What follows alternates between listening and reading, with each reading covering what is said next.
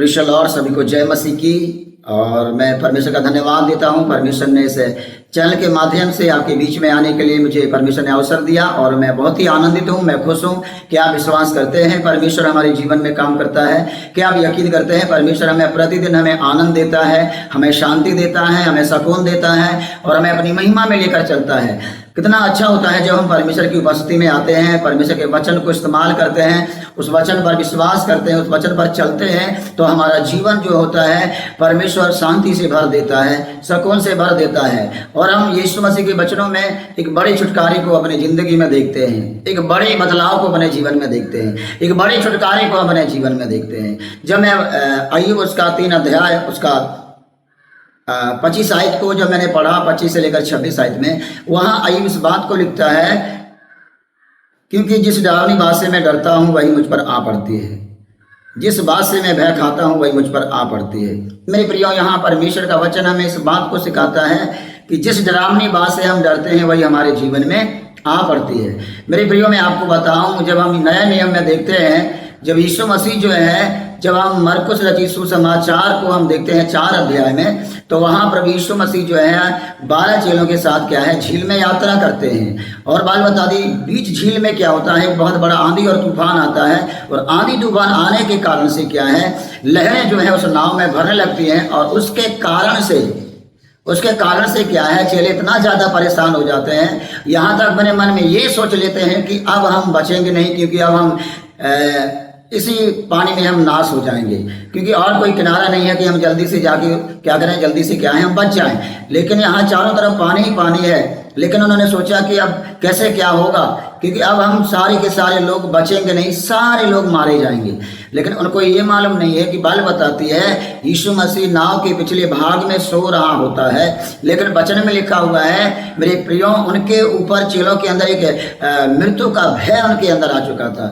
मैं आपको बताना चाहता हूँ, इंसान सबसे ज़्यादा मौत से डरता है। और हम यीशु मसीह के वचन में देखते हैं, पौलुस ये कहता है, हे मृत्यु तेरा डंक कहाँ रहा, क्योंकि मृत्यु का डंक पाप है। परमेश्वर के वचन का पाप का व्यवस्था है, और परमेश्वर ने उस व्यवस्था को पूरा करके क्या है, मौत को भी जीत लिया है प्रियो, मौत को भी निगल लिया है। अब मौत का कोई अधिकार हमारे ऊपर नहीं, मृत्यु का कोई अधिकार नहीं, हमारे जीवन में यीशु मसीह का अधिकार है मेरे प्रियो। हमारे जीवनों में यीशु मसीह का हक है। हमारा जिंदगी, हमारा जीवन को लेकर चलने का काम यीशु मसीह का है। हमें अपने जीवन को प्रभु यीशु मसीह के हाथों में देना है। हमारे जीवन में अलग अलग कई तरह की परेशानियां आती हैं। हो सके हमारी प्रार्थना सफल नहीं होती है, हो सके हमारे घर में कोई बीमारी हो या कोई परेशानी हो, कोई निराशा हो, कोई चिंता हो, उस कारण से हम डरे होते हैं, या कोई ऐसा बीमारी होने के कारण से डॉक्टर ने बता दिया कि आप बचेंगे नहीं, आप बेइलाज बीमारी है। इस कारण से क्या है, हम बहुत टूट जाते हैं, ऐसी कंडीशन में हम निराश हो जाते हैं और हमें लगता है कि अब हम बचेंगे नहीं, अब हम क्या है संसार को छोड़ के चले जाएंगे। लेकिन मेरे प्रियो, मैं आपको बताना चाहता हूँ, जैसा आपने सोचा वैसे आपके जीवन में हो सकता है मेरे प्रियो, लेकिन हमें ऐसा सोचना नहीं है। हमें ऐसा सोचना है कि हमारे अंदर प्रभु यीशु मसीह है। बाइबल बताती है यीशु मसीह ने क्या है, जब चेले डरे हुए थे तो यीशु मसीह के पास चेले आते हैं और चेले कहते हैं, हे प्रभु, क्या तुम्हें चिंता नहीं कि हम नाश हुए जा रहे हैं, हम नाश हुए जा रहे हैं। यीशु मसीह क्या होता है, उनके अविश्वास को देखता है। लेकिन यीशु मसीह क्या होता है, जब उठता है और आंधी और पानी को शांत करता है, चेलों को बड़ा सुकून मिलता है, क्योंकि यीशु मसीह ये कहता है कि कहाँ है तुम्हारा विश्वास, हे अल्प विश्वासियों, तुम्हारा कहाँ है विश्वास। मेरे प्रियो, जब हमारे जीवन में विश्वास की कमी होती है, जब हमारे अंदर एक डर आता है, जब हमारे जीवन में प्रार्थना की कमी होती है, जब हमारे अंदर डर आता है, जब हमारे अंदर विश्वास की कमी होती है, जब हमारे अंदर क्या होता है, मृत्यु का भय आ जाता है, समस्या का भय आ जाता है, परेशानियों का भय आ जाता है। इसलिए हमें भय में नहीं डरना है, क्योंकि नीति वचन में लिखा हुआ है, सुलेमान कहता है, यहोवा का भय मानने से क्या है, जीवन बचता है। और बाइबल बताती है कि यहोवा का भय मानने से बुद्धि का आरंभ है। परमेश्वर बुद्धि देता है, परमेश्वर ज्ञान देता है कि हमें संसार में कैसे चलना है, क्योंकि बीमारी बड़ा नहीं है, मृत्यु बड़ा नहीं है, लेकिन बीमारी और मृत्यु और समस्या से बड़ा है हमारा प्रभु यीशु मसीह। हमारी जिंदगी को बदलने वाला है प्रभु यीशु मसीह। और मैं आपको बताना चाहता हूँ, यहाँ अय्यूब इस बात को बताता है, जिस डरावनी बात से मैं डरता हूँ वही मुझ पर आ पड़ती है। आप अपने जीवन में जब संकोच हो जाते हैं, जब टूटने लगते हैं और आप अलग सोच लेते हैं और आपके अंदर शंका होने लगती है, आपके अंदर निराशा आ जाती है, तो आप अपना जगह जो है, अपना हृदय को है संसार के लिए खोल देते हैं। और शैतान मालूम है कि जब इंसान के अंदर परेशानी का भय आएगा तो वो प्रवेश कर जाता है, वो आपके मन में और आपके विचारों में क्या करता है, वो आपके विचारों में अटैक करता है और आपको ये बताता है कि आप कभी चंगे नहीं हो सकते। मैं सच में परमेश्वर ने लोगों के जीवन में ऐसे बड़े काम किए हैं। क्या हम सोच सकते हैं कि यीशु मसीह ने क्या है, लंगड़ों को चलाया जो कभी सोच नहीं सकते। यीशु मसीह के वचन में लिखा है, जब हम प्रेरितों के काम उसका 3 अध्याय का जब हम 1 आयत से पढ़ते हैं तो वहाँ यूहन्ना और पतरस को जब देखते हैं कि एक व्यक्ति को जो क्या है 40 साल से अधिक जो है वो क्या है उम्र का है और उस उम्र की अवस्था में क्या है वो चल नहीं पाता है, लंगड़ा है और उसको मंदिर में बैठा दिया जाता है। लेकिन प्रियो बात बताती है कि यूहन्ना और पतरस क्या है आराधना करने के लिए आराधनालय में जा रहे थे, लेकिन जब उस व्यक्ति को देखे मुड़कर तो बाइबल बताती है उस व्यक्ति ने उम्मीद रखा कि इनसे मुझे कुछ मिल जाए, क्योंकि वो आने जाने वालों से भीख मांगता था। लेकिन बाइबल इस बात को बताती है कि उन्होंने भी यही सोचा होगा और मैं मन में भी यही सोचा होगा कि ये लोग मुझे क्या है इनसे कुछ मिल जाएगा। लेकिन बाइबल बताती है कि यूहन्ना और पतरस उस व्यक्ति को बोलते हैं कि मेरे पास चांदी और सोना तो नहीं है, लेकिन मैं यीशु मसीह के नाम से तुझे कुछ देता हूँ, क्या तू ग्रहण करने के लिए तैयार है? उसने बोला हाँ मैं ग्रहण करने के लिए तैयार हूँ। जब उन्होंने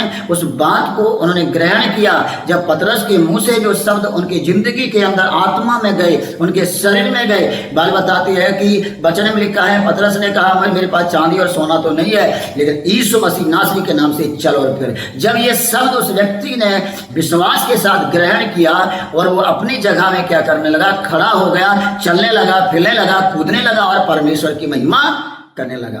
हम सोच नहीं सकते हैं कि लोगों ने देखा और चकित हो गए कि ये कैसे हो सकता है। परमेश्वर अद्भुत काम किया यूहन्ना और पतरस के द्वारा। जब एक व्यक्ति को जो है प्रार्थना के द्वारा वो लंगड़ा व्यक्ति चल सकता है, अंधा, बाइबल बताती है तिमाई का पुत्र जो है बर्तमाई अंधा था, लेकिन यीशु मसीह ने कहा तू क्या चाहता है? उन्होंने कहा प्रभु मैं देखना चाहता हूँ। यीशु ने बोला क्या तुम्हारा विश्वास है कि मैं तुझे चंगा कर सकता हूँ? उन्होंने बोला हाँ प्रभु मेरा विश्वास है कि आप मुझे चंगा कर सकते हैं। और सच में एक बहुत बड़ा चमत्कार देखते हैं उस अंधे के बारे में, और बाइबल बताती है कि जैसा तेरा विश्वास वैसे तेरे लिए हो गया। और सच में जैसा उन्होंने विश्वास किया, बाइबल बताती है कि उन्होंने अपनी आंखों से संसार को देखा। उन्होंने सबसे पहले प्रभु यीशु मसीह को देखा, उन्होंने दुनिया नहीं देखा मेरे प्रियो, लेकिन बाइबल बताती है जब यीशु मसीह ने उनकी आंखों को खोल दिया, उन्होंने अपने उद्धार को अपनी आंखों से देखा, अपना छुटकारा अपनी आंखों से देखा, अपना चमत्कार अपनी आंखों से देखा। मेरे प्रियो हमें डरने की जरूरत नहीं है, हमें विश्वास में बढ़ने की जरूरत है। चिन्ह और चमत्कार प्रभु हमारे और आपके जीवन के द्वारा प्रभु करने के लिए आज भी तैयार है। क्या हम विश्वास करते हैं परमेश्वर आज भी हमारे जीवन में काम कर सकता है? क्या हम उस पर भरोसा करते हैं कि आज भी हमारा जीवन में बड़े बड़े काम कर सकता है? कर सकता है मेरे प्रियो, यदि हम विश्वास करते हैं। बाइबल बताती है कि यीशु मसीह हमारे जीवन में एक बड़े बड़े काम, एक बड़े बड़े छुटकारा हमारे जीवन में करते हैं। बाइबल बताती है कि जब हम याir के बारे में देखते हैं, उसकी बेटी मर जाती है, लेकिन उन लोगों के अंदर लगता है कि अब ये कभी जिंदा नहीं हो सकती है। और बाइबल बताती है कि वो यार जो है आराधनालय का एक सरदार था और वो यीशु के पास आया और कहा हे गुरु मेरी बेटी क्या है, मरने पर है, चल ताकि मेरी बेटी क्या हो जाए, चंगी हो जाए। उसका एक जो है उसका एक कर्मचारी आता है, उनको संदेश देता है कि गुरु को परेशान मत कर क्योंकि तेरी बेटी मर गई है।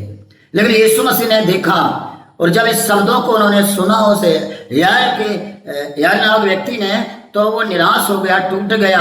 लेकिन यीशु मसीह ने कहा चिंता मत कर, मैं तेरे घर में चल रहा हूँ। जब यार नामक सरदार के आराधना घर में गया और वहां पर बाइबल बताती है वो लड़की जो है सो रही है, मतलब मरी पड़ी हुई है, और वहां के लोग सभी लोग रो रहे हैं। यीशु मसीह ने उनसे कहा अपने चेलों से कि ये क्यों रो रहे हैं, इनको सबको बाहर कर दो, क्योंकि बेटी मरी नहीं है, वो जिंदा है। इस बात को सुनकर लोग हो सके हंसने लगे होंगे, हो सके उनको अजीब लगा होगा कि ये कैसा व्यक्ति है कि मरे हुए इंसान से कह रहा है वो क्या है, सो रहा है। और सच में बाइबल बताती है जो संसार में क्या है वो जो संसार को छोड़कर चले जाते हैं, विश्वास करते हैं, वो सच में क्या है, वो मसीह के तरीके से सो रहे हैं। पर मैं आपको बताना चाहता हूं, ये पूरे तरीके से मर गई थी। लेकिन बाइबल बताती है यीशु मसीह ने उस बेटी से कहा, हे बेटी उठ। और बाइबल बताती है यीशु के शब्दों से निकला हुआ जो शब्द है, बाइबल बताती है उस मरी हुई बेटी के अंदर जाता है और वो मुर्दे में से जिंदा हो जाती है। बाइबल बताती है मेरे प्रियो, यीशु मसीह ने क्या है, अपने शब्दों के द्वारा बोलकर पूरी सृष्टि की रचना की है।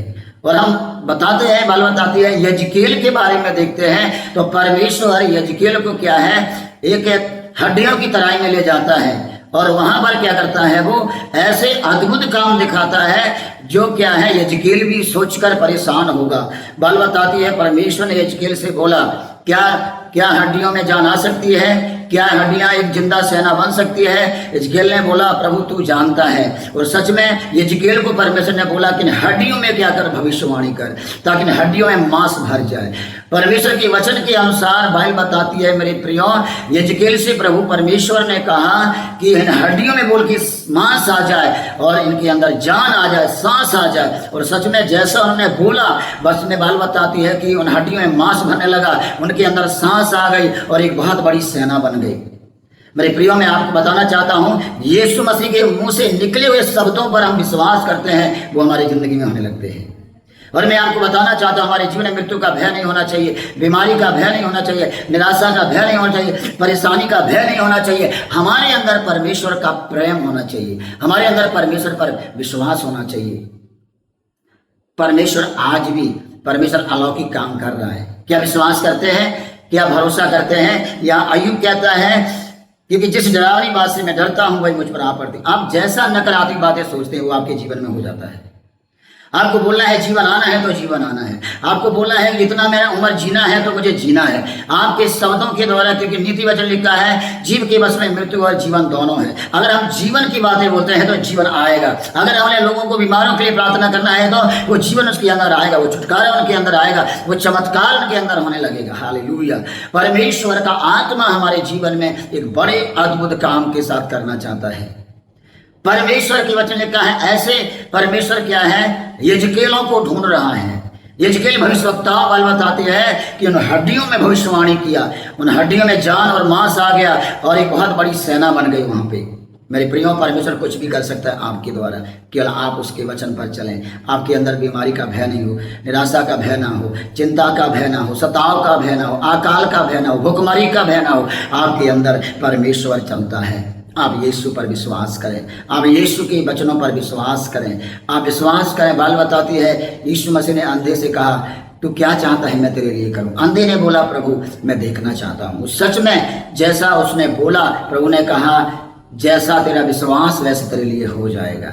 और मैं जानता हूं कि आप नकारात्मक बातें ना सोचें, चाहे कितना बड़ा भयंकर बीमारी में हो, चाहे वो मरने की भी कगार में हो, लेकिन जरूर आप अपने मुंह से यीशु मसीह के निकले शब्दों को आप बोलेंगे। मैं सच कहता हूं, उनके अंदर जीवन आने लगेगा, उनके अंदर छुटकारा। लेकिन यीशु मसीह की आज्ञा के अनुसार, यीशु मसीह के अनुसार जब आप ऐसा बोलेंगे, मैं सच